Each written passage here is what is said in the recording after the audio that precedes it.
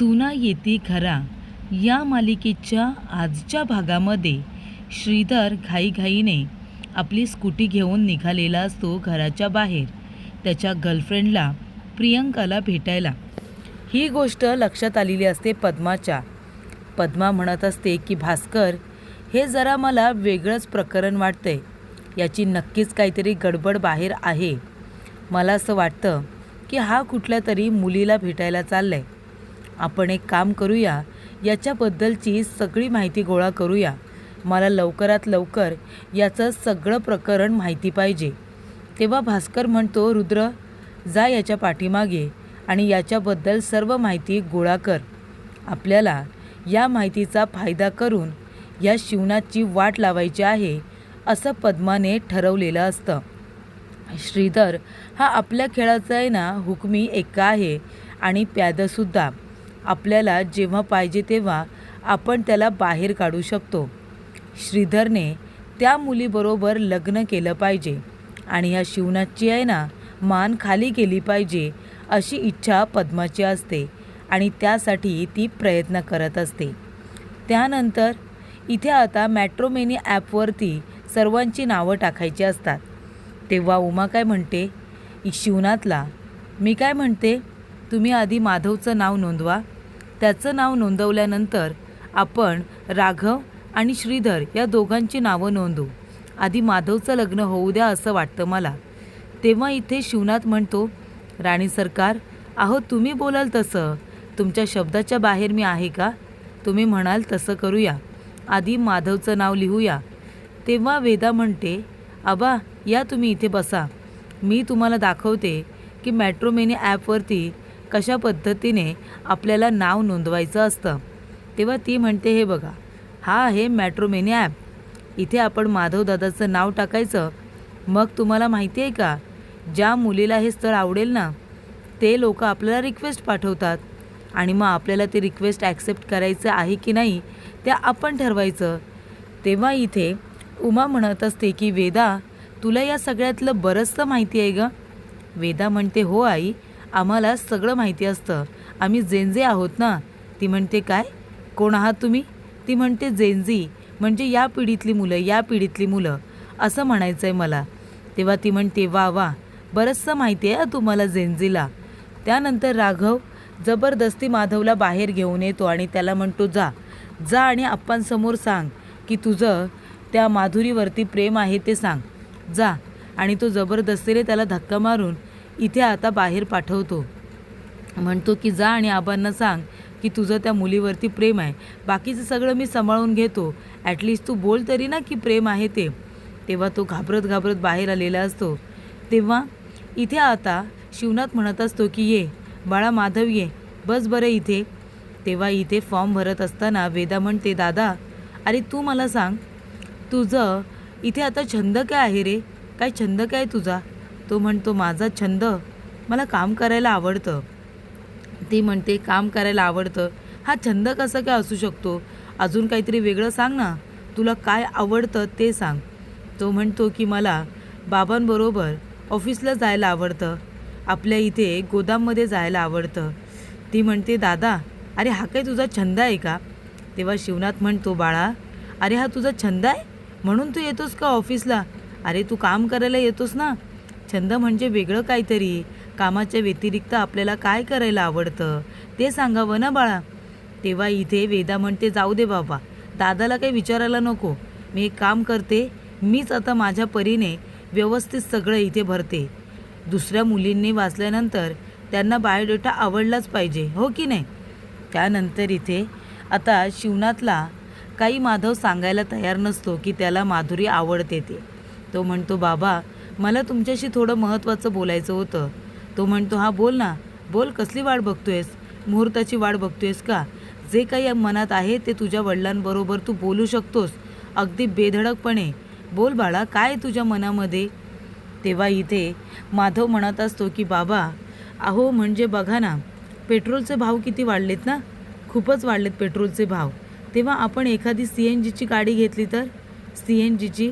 तो म्हणतो, हां ठीक आहे, करूया जरा विचार, नाही का, चांगली आयडिया आहे, कल्पना तर चांगली आहे तुझी. तेव्हा इथे राघव त्याला खुणावतो आणि म्हणतो, बोल ना बाबा, बोल ना. तेव्हा माधव काय म्हणतो, बाबा माधुरी आहे ना. तो म्हणतो, हां माधुरीचं काय? आपली माधुरी ऑफिसमधली. हां हां, तिचं काय? नाही, ती मला म्हणत होती की पेट्रोलचे भाव खूप वाढलेत, तेव्हा CNGची गाडी घ्यायला पाहिजे, ती म्हणत होती. तो म्हणतो, अच्छा अच्छा, ती सांगत होती का? नाही नाही, बरोबर आहे, मी म्हणालो ना तुला, आपण नक्की विचार करूया गाडीचा, CNGच्या. तेव्हा इथे आता राघव हा रागानेच बघायला लागतो. माधव काही बोलायला तयारच नसतो. शिवनाथ म्हणतो, बरं चला, आपल्याला आता कामासाठी जायचं आहे. चला मग उमा, येतो मी. आम्हाला हापिसात जायचं आहे, गोदामात जायचं आहे. ते म्हणते, वय वय, या या तुम्ही या, पोचल्यानंतर मला फोन करा. तेव्हा इथे राघव म्हणतो, घ्या. एवढं समजावून सांगितलं तरी हा मुलगा काही ऐकायला तयारच नाही आहे. तेव्हा उमा येते आणि म्हणते, काय रे राघव, काय झालं? तू का असा चेहरा पाडून उभा आहेस? तो म्हणतो, जाऊ दे ना आई, मी काय करणार आहे? एवढा वेळ बोलायला सांगितलं, मनातलं बोललं काही नाहीच. जाऊ दे, मी काय करणार आहे? मी फक्त सपोर्ट करू शकतो, बाकी काही नाही. तेव्हा ती म्हणते, सपोर्ट करू शकतो? अरे पण कशापायी सांग की रं. पण तो काहीच बोलत नाही. तो सरळ जातो आतमध्ये. त्यानंतर इथे प्रियंका श्रीसाठी खायला घेऊन आलेली असते. ती म्हणते, हे घे श्री, मी तुझ्यासाठी घेऊन आले. तेव्हा तो म्हणतो, नको मला काही खायला. तेव्हा प्रियंका म्हणते, अरे असं काय करतोयस? तुझ्यासाठी मी 22.5 किलोमीटर प्रवास करून इथे आली आहे. बरं, मी हसून खेळून बोलते आणि तू नुसता चेहरा पाडून बसलायस. घे ना, खा. अरे मी खाऊ गलीतून आणले, आपल्या साताऱ्याच्या फेमस खाऊ गलीतून. त्याच्यामध्ये तुला आवडतात तसे शेंगदाणेसुद्धा आहेत, खा ना. तो म्हणतो, बरं दे, खाऊ गल्लीतून आणली आहेस ना, मग खातो. तेव्हा प्रियंका म्हणते, पण काय झालं, तू का चेहरा पाडून बसलायस? बोलशील का काहीतरी? तेव्हा श्री म्हणत असतो, काही नाही बाबा, लग्नाचं बोलतायत. ती म्हणते, लग्नाचं ना, लग्नाचं टेन्शन आलं आहे तुला? तो म्हणतो, नाहीतर काय, दुसरं कसलं येणार? ती म्हणते, करेक्ट टेन्शन घेतलेस तू. एक काम कर, आता तू एक काम कर, तुझ्या आईवडिलांना घेऊन माझ्या घरी ये, माझ्या आईवडिलांना भेटायला, आणि माझा हात माग त्यांच्याकडे. अरे लग्न झालं पाहिजे की नाही आपलं? तेव्हा तो म्हणतो, एवढं सोपं नाही आहे गं, बाबांना नाही पटत, हे प्रेम वगैरे बाबांना पटत नाही आहे. बाबांना त्यांच्या आवडीच्या सुना आणायच्या आहेत, मी कसं सांगणार आहे त्यांना? तेव्हा प्रियंका म्हणते, श्री तू आता अति करतोयस हा? अरे प्रेम आहे ना तुझं, मग एक ना एक दिवस तुझ्या बाबांना तुला सांगायचंच आहे. मग आत्ताच सांगितलंस तर कुठे बिघडलं? प्रेम आहे, लग्न करायचं आहे, मग का घाबरतोयस तू? तेव्हा श्री म्हणतो की प्रियंका, अगं जेवढं वाटतं तेवढं सोप्या गोष्टी नाही आहेत गं. ती म्हणते, ते सगळं जाऊ दे, लग्न करायचं आहे की नाही ते सांग. तो म्हणतो, लग्न करायचं आहे तुझ्याबरोबर, म्हणून तर सगळं आटापिटा सुरू आहे ना. तेव्हा इथे आता ते दोघंजणं बोलत असताना त्या ठिकाणी आलेला असतो रुद्र, आणि रुद्र बघतो की इथे श्रीला एक मुलगी आवडते आणि त्याला तिच्याबरोबर लग्न करायचं आहे. तर इथे मधुरा आलेली असते आता ऑफिसमध्ये.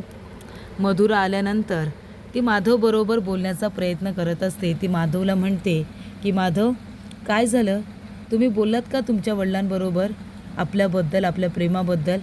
तो म्हणतो, नाही नाही, माझ्यामध्ये तेवढी हिंमत नाही आहे की मी माझ्या वडिलांना सगळं काही सांगेन. त्यामुळे तू एक काम कर मधुरा, आता जे काही आपल्यामध्ये होतं ना ते सगळं तू विसरून जा, प्लीज विसरून जा. तेव्हा मधुरा म्हणते, असं कसं बोलता तुम्ही माधव, विसरून जा म्हणजे? अहो तुम्ही प्रेम करत होता ना माझ्यावरती, मग असं का अचानकपणे आता मला विसरून जायला सांगताय? तुम्ही एक काम करा ना, बोला ना तुम्ही तुमच्या वडिलांबरोबर, जे काही असेल ते आपल्याला कळेल.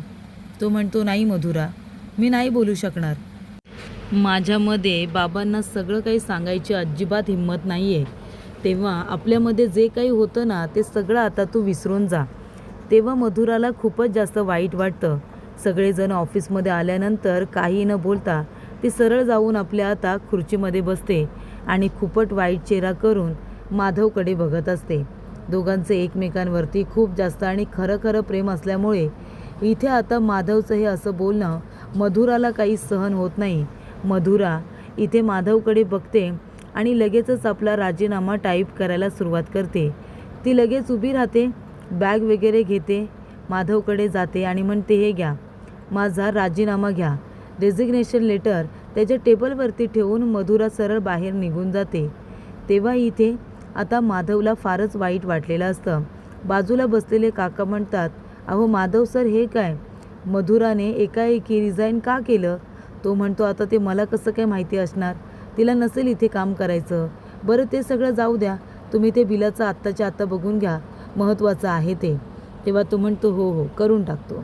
त्यानंतर मधुराने अचानकपणे रिझाईन केल्यामुळे माधवला फार वाईट वाटलेलं असतं. त्यानंतर पद्मा आणि भास्कर दोघेजणं काम करत बसलेले असतात. तेवढ्यातच तिथे रुद्र येतो. रुद्र आल्यानंतर पद्मा विचारते, काय रुद्रप्रताप, सांगितलेलं काम झालं का? तो म्हणतो, आत्ती अहो नुसतं झालं नाही, आपल्या हाती खूप मोठं घबाड लागले, घबाड. तेव्हा ती म्हणते, अरे बाबा सांग की काय झालं? त्या श्रीधरच्या मागं गेला होतास ना? तो म्हणतो, गेलं होतं श्रीधरच्या मागे, त्याचं लईच मोठं प्रकरण आहे. त्याचं एका मुलीवरती प्रेम आहे आणि ती मुलगी, हे प्रकरण काही साधंसुद्धा नाही. मुलगी तर मला फट्टाकडीच वाटली, खूपच जास्त डेंजरस आहे ती मुलगी. तेव्हा तो म्हणतो, मी काय म्हणतो ताई, आपण त्या दोघांना रंगेहात पकडू आणि त्या शिवनाथच्या समोर उभं करू.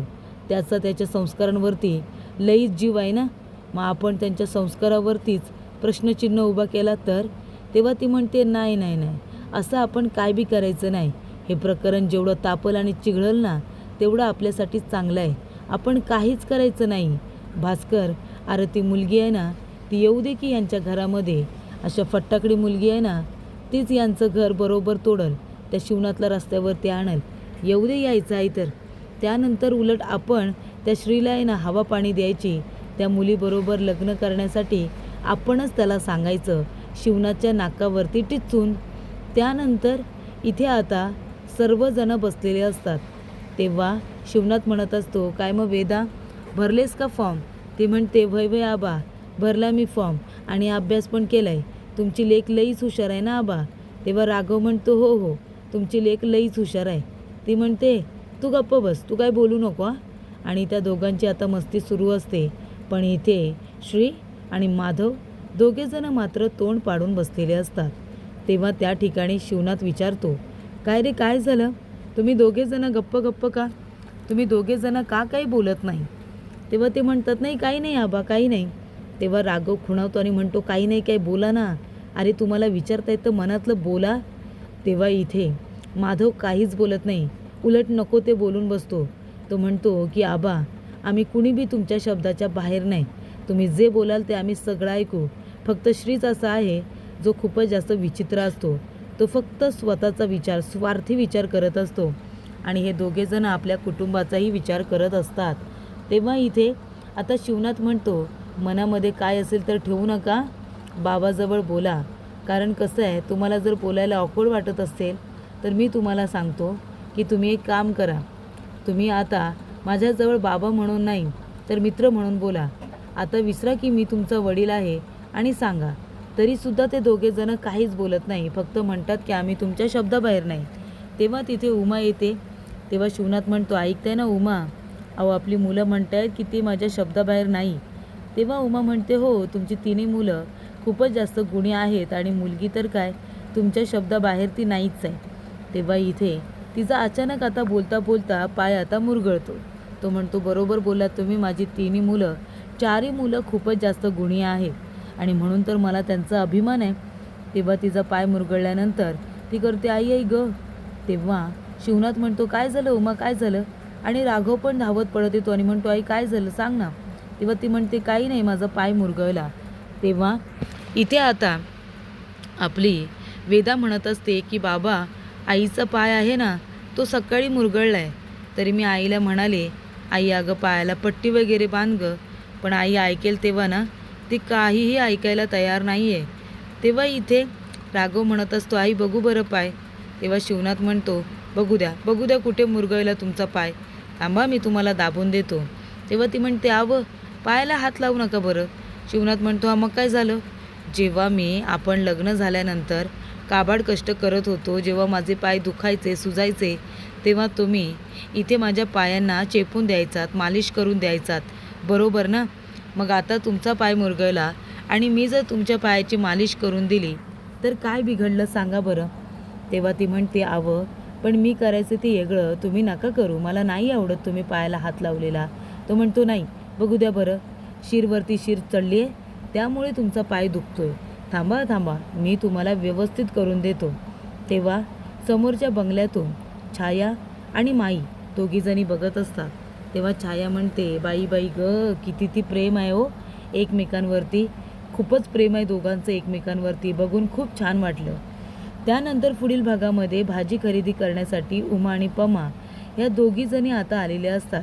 तेव्हा उमा म्हणत असते की दादा, अहो ही रताळी कशी आहे तो, 2 किलो रताळी द्या. तेव्हा पद्मा म्हणत असते, 1 मिनिट दादा, ही जी रताळी आहेत ना सगळीच्या सगळी मला पाहिजे, कळलं ना. तेव्हा तो म्हणतो, अहो मॅडम, पण ही रताळी मी सगळी 1300 रुपयाला आणली आहेत, ती तुम्हाला कशी काय देऊ, मला परवडणार नाही. ती म्हणते, हो का, एक काम कर, 1500 रुपये देते मी तुला, सगळीच्या सगळी रताळी मला द्यायची. नाहीतर मी एक काम करते ना, सगळी भाजी मी खरेदी करते, पण या भाजीतलं एक पानसुद्धा दुसरीकडे जाता कामा नये, कळलं का. तेव्हा छाया म्हणते, अहो पण ताई, एवढी समधी भाजी घेऊन काही करायचं काय आपण, कशाला पाहिजे एवढी सगळी भाजी. तेव्हा पद्मा म्हणते, गरिबांना वाटायची ती भाजी आहे ना, ती गरिबांमध्ये वाटू आपण. एखाद्या अनाथाला देण्यापरीस ती भाजी आपण जर गरिबांना वाटल्या ना, तर पुण्यच लाभल आपल्याला, कळलं का. त्यामुळे सगळी भाजी खरेदी करायची, पैसे द्यायचं आणि ही समधी भाजी गरीब लोकांमध्ये वाटायची.